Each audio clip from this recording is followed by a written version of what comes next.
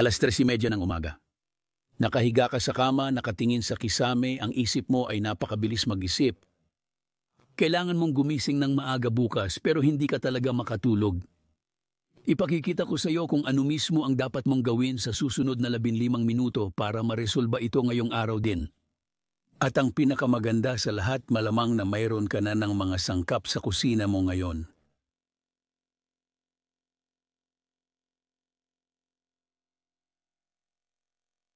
Mahigit 15 taon na akong nag-aaral ng fitoterapiya at natural na medisina at masisiguro ko sa iyo ang isang bagay. Karamihan sa mga taong nagrereklamo ng insomnia ay paulit-ulit na ginagawa ang tatlong parehong pangunahing pagkakamali. Mas nakakainis dahil madali lang naman sanang itama ang mga pagkakamaling ito. Pero bago ko sabihin sa iyo kung ano ang mga pagkakamaling ito, hayaan mo munang magtanong ako sa iyo. Ilang beses ka na bang uminom ng gamot pampatulog at paggising mo kinabukasan ay pakiramdam mo parang zombie ka?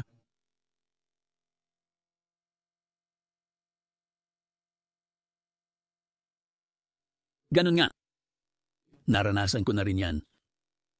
At dahil diyan, nagsimula akong maghanap ng mga natural na alternatibo na talagang epektibo.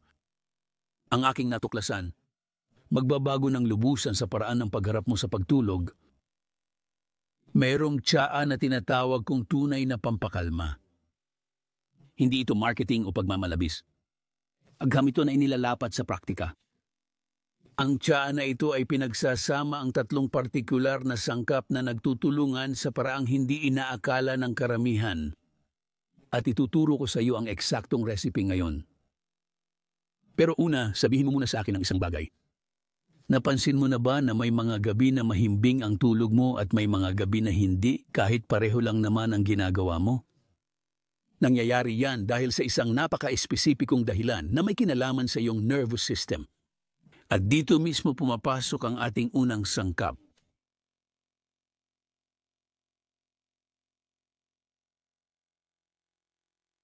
Balat ng kahel. Oo, yung balat na itinatapon mo sa basurahan tuwing kumakain ka ng kahel. Ang balat na yan ay may taglay na isang sangkap na tinatawag na limoneno.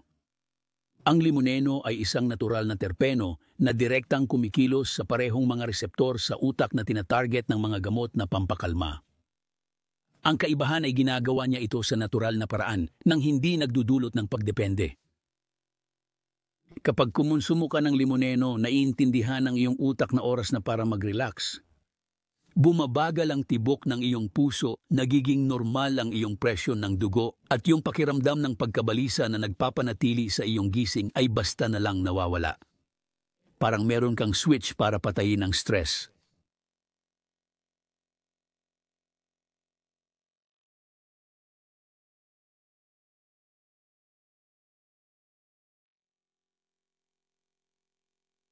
Pero ang hindi sapat ang limoneno lang. At dito papasok ang pangalawang sangkap na lalo pang magpapalakas ng epekto nito. Kilala mo ba ang yerbados?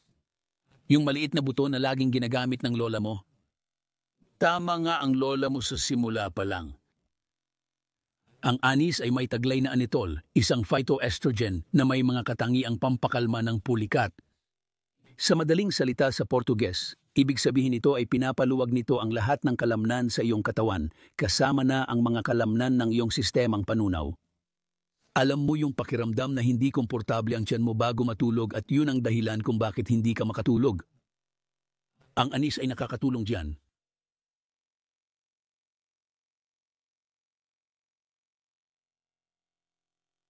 Bukod dito, nakakatulong din ang anitol magpababa ng pisikal na sintomas ng pagkabalisa.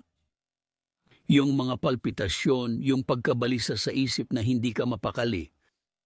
Ang anis ay nakakakalma ng lahat ng iyan sabay-sabay. Parang sinasabi niya sa katawan mo na ayos lang, ligtas kang mag-relax. Ngayon, ito na ang intriganting bahagi. Ang dalawang sangkap na ito pa lang ay makakagawa na ng malaking pagbabago sa iyong tulog. Pero kapag dinagdag mo pa ang ikatlong sangkap, doon talaga mangyayari ang mahika. Alekrem. Sigurado akong may alekrem ka sa kusina mo ngayon. Ang alekrem ay mayaman sa asidong rosmarinico na may mga katangiang anti-inflamatoryo at pampakalma sa nerbiyos. Pero ang pinaka nakakamangha para sa akin sa Alecrem ay ang kakayahan nitong pataasin ang antas ng GABA sa utak. Ang GABA ay ang neurotransmitter na responsable sa pagpaparelax. Kapag mababa ang antas ng GABA mo, nagiging balisa ka, hindi mapakali at nahihirapan matulog.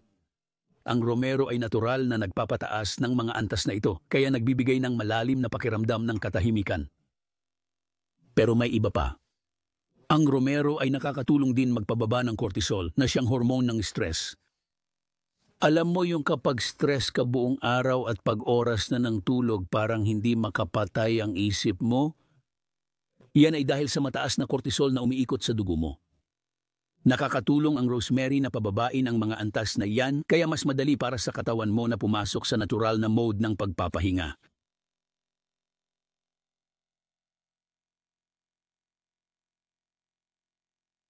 At may isa pang benepisyo ang rosemary na hindi alam ng karamihan. Pinapabuti nito ang pag-oksiheno ng utak. Ibig sabihin, habang natutulog ka, mas maraming oksiheno ang natatanggap ng utak mo. Pinapabuti nito ang kalidad ng rapid eye movement sleep mo. Gigising kang mas pahinga at mas malinaw ang isipan. Ngayon na alam mo na kung paano gumagana ang bawat sangkap, ituturo ko na sa iyo ang eksaktong recipe. At mag-ingat ka dahil mahalaga ang bawat detalye. Kakailanganin mo ng 5 tasa ng tubig, balat ng kalahating orange, 1 kutsarita ng anis at 1 kutsarita ng romero. Una, painitin mo ang tubig hanggang magsimulang kumulo. Hindi mo kailangang pakuluan ng matagal, sapat na yung lumitaw na ang mga unang bula. Pagkatapos idagdag mo na lahat ng mga sangkap sabay-sabay. Balat ng dalandan, anis at romero. Hayaan mong kumulo ng 1 hanggang 2 minuto lang. Kapag sumobra pa doon, mawawala ang mga aktibong sangkap.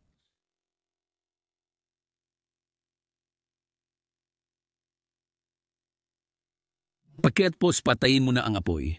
Ang apoy at hayaang magbabad ng 5 hanggang 10 minuto. Hindi mo na kailangang salain kung ayaw mo. Pwede mong iwanan lang ang mga sangkap sa loob. Hintayin mong medyo lumamig at handa na itong inumin. Ngayon, heto na ang mahalagang bahagi, ang tamang oras ng pag-inom. Dapat mong inumin ang tsaa na ito pagkatapos ng 6:00 ng gabi. Mas maganda kung sa pagitan ng 7:00 at 8:00 ng gabi. Bakit? Dahil iyon ang oras kung kailan natural na nagsisimulang gumawa ng melatonin ang iyong katawan, ang hormone ng pagtulog. Mas lalo pang paiigtingin ng tsaa ang natural na prosesong ito.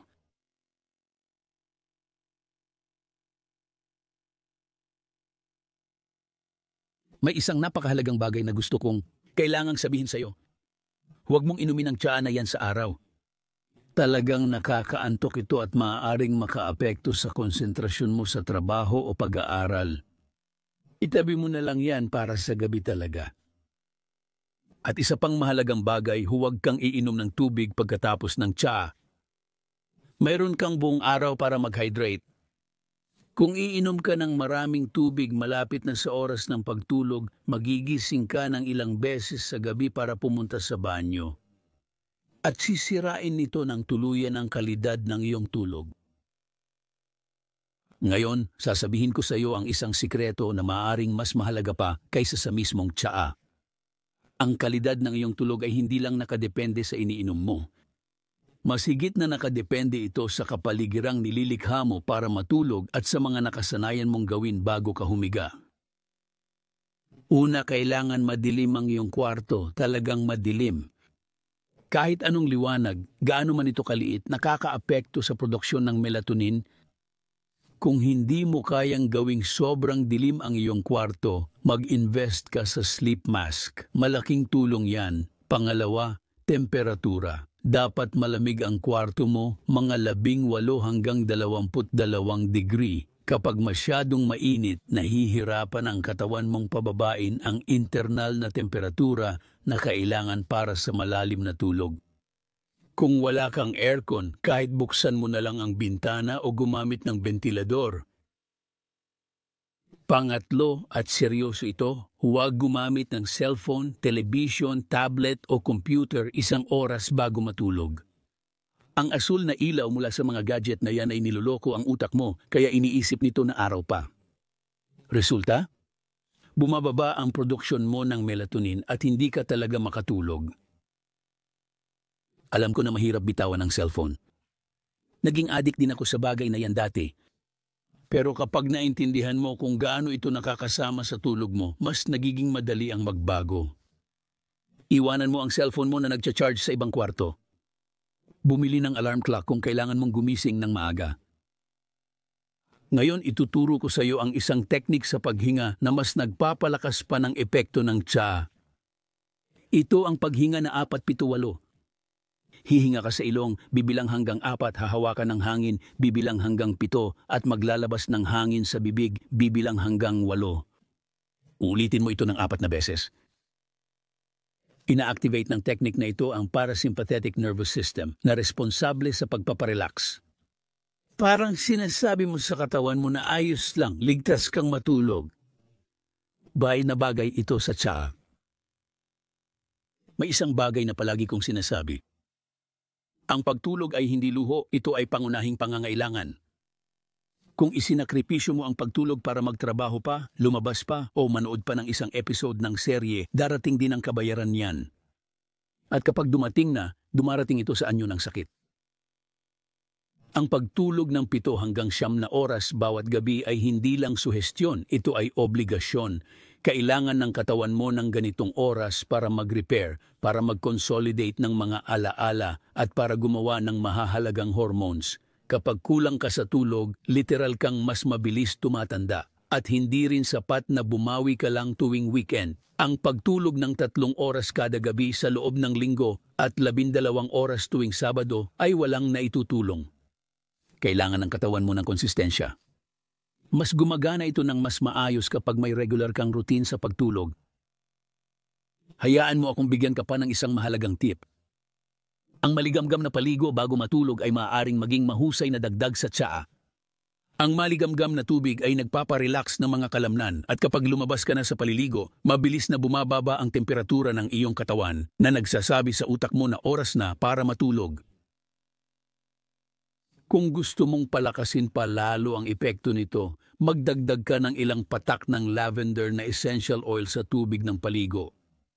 Ang lavender ay may mga napatunayang katangian na nakakakalma ayon sa agham. Ang amoy pa lang nito ay sapat na para mapababa ang antas ng cortisol. Sasabihin ko sa iyo ang tungkol sa isang bagay na hindi gaanong pinapansin ng marami ngunit may malaking epekto. Ang iyong kutsyon at unan. Kung natutulog ka sa isang luma at hindi komportabling kutsyon o sa unan na hindi nagbibigay ng tamang suporta sa iyong leeg kahit uminom ka pa ng pinakamagandang tsaa sa mundo, wala ring mangyayari. Mag-invest sa dekalidad na kutsyon.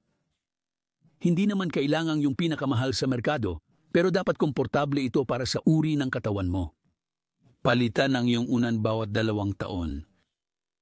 Ang lumang unan ay maaaring magdulot ng pananakit ng leeg at likod na magpapanatili sa iyong gising buong gabi. May isa pang huling bagay na gusto kong ibahagi sa iyo.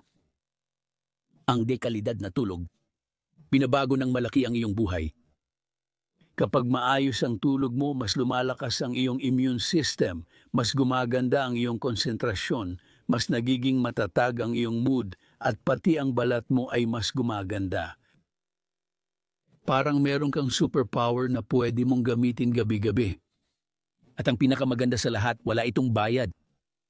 Kailangan mo lang bigyan ng prioridad ito. Kaya ngayon, nasa iyo na ang lahat ng kailangan mo. Ang recipe ng tsaa, ang mga teknik sa paghinga, mga tip para sa paligid at tamang oras. Wala ka ng dahilan pa. Ngayong araw din, maaari mo nang simulan baguhin ang kalidad ng iyong tulog. Ihanda mo ang tsaa na ito ngayong gabi, gawin ang tamang kapaligiran, patayin ang mga elektronikong kagamitan 1 oras bago matulog at maghanda para sa pinakamagandang tulog na naranasan mo sa matagal na panahon. Magpapasalamat sa iyo ang iyong katawan at isipan bukas.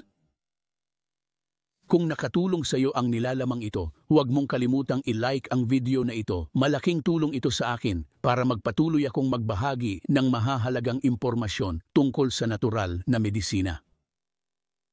I-share mo rin ito sa kakilala mong may problema sa pagtulog. Minsan ang solusyon na kailangan ng isang tao ay nandito lang. At kung hindi ka pa nakasubscribe sa channel, mag-subscribe ka na ngayon at i-activate ang bell ng notifications para hindi mo mamiss ang kahit anong tips tungkol sa kapangyarihan ng mga halamang gamot. Magkita tayo sa susunod na video. Magandang gabi at matulog ka ng mahimbing.